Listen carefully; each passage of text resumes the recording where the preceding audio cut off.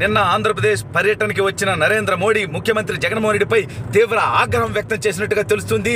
నువ్వు ఢిల్లీ కూడా రావద్దని అపాయింట్మెంట్ క్యాన్సిల్ చేసినట్టుగా తెలుస్తా ఉంది. అసలు ఇంతకీ నరేంద్ర మోడీ జగన్మోహన్ రెడ్డిపై ఎందుకు ఆగ్రహం వ్యక్తం చేశాడు, జగన్ అలాంటి పని ఏం చేశాడు, మరి ఇప్పుడు జగన్ ఏం చేస్తాడు అనేది ఈ వీడియోలో వివరించబోయే ముందుగా ఇప్పటి వరకు మన ఛానల్ సబ్స్క్రైబ్ చేయని వాళ్ళు ఖచ్చితంగా సబ్స్క్రైబ్ చేయండి, మరో 10 మందితో చేయించండి. ఇక విషయానికి వస్తే జగన్మోహన్ రెడ్డి గత 4.5 సంవత్సరాల్లో ఎప్పుడు ఢిల్లీకి పోయినా ప్రత్యేక విమానంలో పోతాడు, ఆంధ్ర రాష్ట్ర ఖజానాకి బొక్కేస్తూ. కానీ అక్కడి నుంచి వచ్చేటప్పుడు ప్రత్యేక హోదా తెస్తాడేమో అని నీ బోటోళ్ళు నా బోటోళ్ళు ఎవరన్నా ఎదురు చూస్తే మన ఆశలు అడి ఆశలు చేస్తా ఉన్నాడు. అయితే మొత్తానికి మోడీ గారు అయితే మాత్రం ఆంధ్రప్రదేశ్ రావడం బాగా తగ్గించేశారు. అంటే వాళ్ళ పార్టీ ఎక్కడ లేదనో సీట్లు లేవనో ఎందుకో మనకు తెలియదు. అయితే నిన్న మొత్తానికి సత్యసాయి జిల్లాకి రావడం జరిగింది.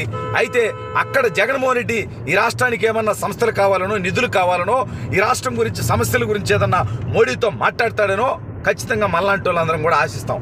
అయితే జగన్మోహన్ రెడ్డి అక్కడ నరేంద్ర మోడీ గారిని అడిగినటువంటి 3 ఫేవర్లు ఏంటంటే, చంద్రబాబు నాయుడు గారి కేసులో చంద్రబాబు నాయుడు గారికి వ్యతిరేకంగా ఉండేలాగా మీరు కూడా లైన్ తీసుకోండి, చంద్రబాబు నాయుడు గారిని జైల్లో వేస్తే ఎలక్షన్లు ఈజీగా చేసుకుంటా, నేను గెలుస్తా, అతను బయట ఉన్నాడంటే పరిస్థితి ఘోరంగా ఉన్నట్టుగా నాకు ప్రశాంత్ కిషోర్ రిపోర్ట్ వచ్చింది, నాకు ఈ ఒక్క హెల్ప్ చేయండి, కావాలంటే మీకు ఎంత కావాలంటే అంత ఇస్తా, మీకు లోక్సభ ఎన్నికలకి 10 రాష్ట్రాలకి నేను ఫండింగ్ ఇవ్వడానికి సిద్ధంగా ఉన్నా అని చెప్పాడట. ఇది మొదటి కోరిక.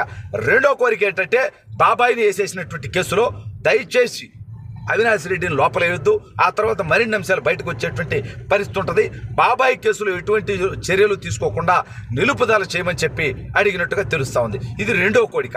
ఇప్పుడు అడిగింది 3వ కోరిక ఏంటంటే, ఇది అత్యంత కీలకమైన జగన్మోహన్ రెడ్డికి అవసరమైనటువంటి కోరిక. ఇటీవల జగన్మోహన్ రెడ్డి బెయిల్ రద్దు చేయాలని, జగన్మోహన్ రెడ్డి కేసుల విచారణ త్వరితగతిన పూర్తి చేయాలని వైఎస్ఆర్ కాంగ్రెస్ పార్టీ ఎంపీ రఘురామకృష్ణరాజు గారు కోర్టును ఆశ్రయించడం జరిగింది.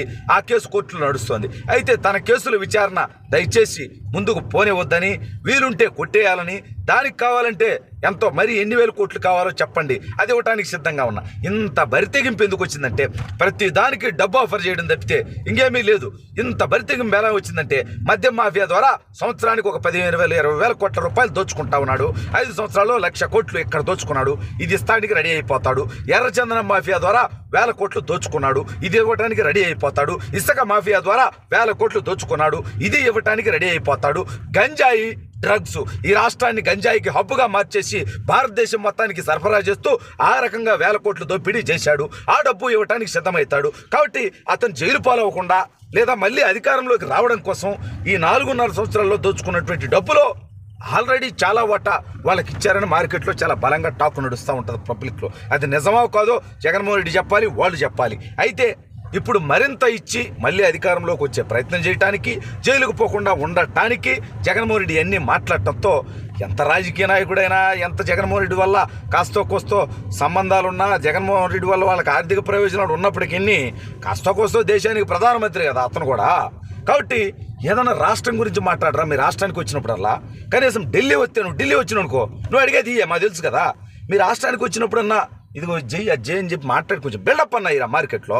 ఇది వదిలేసి నీ కేసుల గురించి, చంద్రబాబు నాయుడు కేసుల గురించి, వీటి గురించి మాట్లాడతామంటే నాకు అర్థం కాదు అని చెప్పి, నెక్స్ట్ వీక్లో నేను ఢిల్లీ వస్తాను సార్, మొత్తం అక్కడ మాట్లాడతా అంటే, ఏంద్రా నువ్వు మాట్లాడేది అక్కడ కూడా కేసులే కదా, ఏదైనా ఉంటే అమిత్ షాతో వాళ్ళతో మాట్లాడుకునేటువంటి ప్రయత్నం చేయి, కానీ నువ్వు నా దగ్గరకు రావద్దు. ఎందుకంటే నీలాంటి వాడి వెనక నేను ఉన్నానటువంటి టాక్ మార్కెట్లోకి పోతే లోక్సభ ఎన్నికలు దగ్గరలో ఉన్నాయి, 3 నెలల్లో లోక్సభ ఎన్నికలు ఉన్నాయి. నీలాంటి అవినీతి పరుడు, నీలాంటి అరాచకవాది, సొంత పార్టీ ఎంపీని 3rd డిగ్రీ ప్రయోగించినటువంటి అరాచకవాది గురించి వాళ్ళ దేశవ్యాప్తంగా చర్చ జరుగుతూ ఉంది.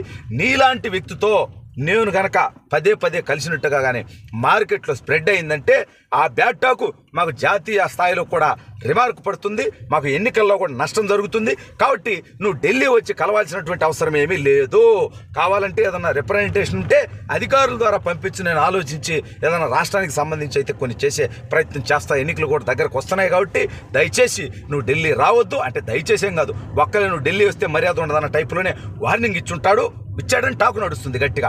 సరే, ఏది ఏమైనప్పటికీ నిన్నటి కేసులో జగన్మోహన్ రెడ్డి ఏమనుకున్నాడంటే, చంద్రబాబు నాయుడు గారికి వ్యతిరేకంగా తీర్పు వచ్చేసింది, ఇంకేముంది, ఇంకా మరిన్ని కేసులు పెట్టి ఆయన జైల్లో పెట్టి ఎన్నికలు పూర్తి చేసుకుందామనేటువంటి ఆలోచన జగన్మోహన్ రెడ్డి చేస్తే, చాలామంది అనుకుంటున్నారు అది చంద్రబాబు నాయుడు గారికి వ్యతిరేకమైనటువంటి తీర్పు అని. కాదు, చంద్రబాబు నాయుడు గారు ఏదైతే పోరాటం చేశారో ఇన్నాళ్ళు ఆ కేసే కొట్టేయాలి అని చెప్పి, అసలు ఆయన మీద కేసు పెట్టడమే తప్పు అని చెప్పి దాన్ని సమర్థిస్తూ ఒక జడ్జి గారు చెప్పడం జరిగింది. దాన్ని ఇప్పుడు త్రిసభ్య ధర్మాసనానికి రిఫర్ చేయడం జరిగింది. త్రిసభ్య ధర్మాసనంలో ఖచ్చితంగా చంద్రబాబు నాయుడు గారికి అనుకూలంగానే అక్కడ తీర్పు వచ్చేటువంటి అవకాశం ఉంటుంది.